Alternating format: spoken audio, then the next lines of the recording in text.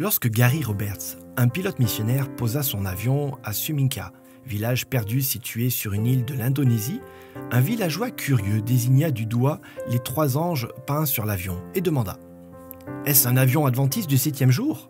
Gary fut surpris, se demandant comment ces villageois pouvaient connaître qui sont les adventistes. Les villageois lui racontèrent que plusieurs années auparavant, un pasteur adventiste nommé Moïse et Darius, un membre laïque, avait fait un rêve dans lequel un ange leur avait dit de se rendre à Suminka et d'y prêcher. Bien que ce voyage soit long et difficile, ces 2 hommes avaient répondu à l'appel de Dieu.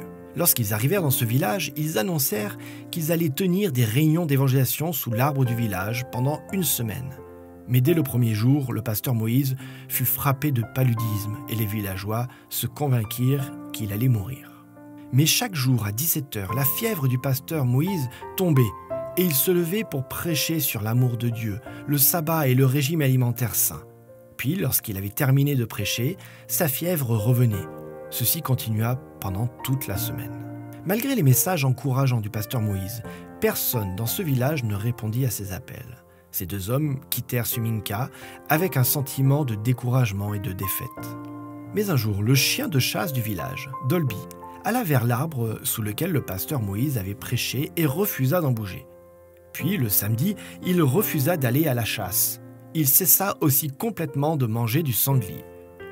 Segment 7. Les villageois furent étonnés. « Dolby est devenu adventiste du 7e jour !» s'exclama l'un d'eux.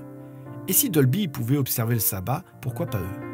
Bientôt, de nombreux villageois se mirent à observer le sabbat et cessèrent de manger du sanglier. Lorsque Gary, le pilote, revint sur cette île et raconta cette histoire incroyable, le pasteur Moïse et son collègue Darius repartirent pour Suminka, en avion pour compléter l'enseignement de ces villageois sur l'amour de Dieu et les croyances de l'Église adventiste. Aujourd'hui, près de la moitié des 200 villageois adorent Dieu le sabbat. Tandis que votre dîme sert exclusivement à soutenir financièrement le travail des prédicateurs autorisés tels que Moïse, vos offrandes peuvent soutenir un éventail plus large d'initiatives ou ministères missionnaires, tels que par exemple le ministère par avion. En rendant notre dîme et nos offrandes de promesses, régulières et systématiques, puissions-nous mettre nos désirs à la dernière place et Dieu à la première.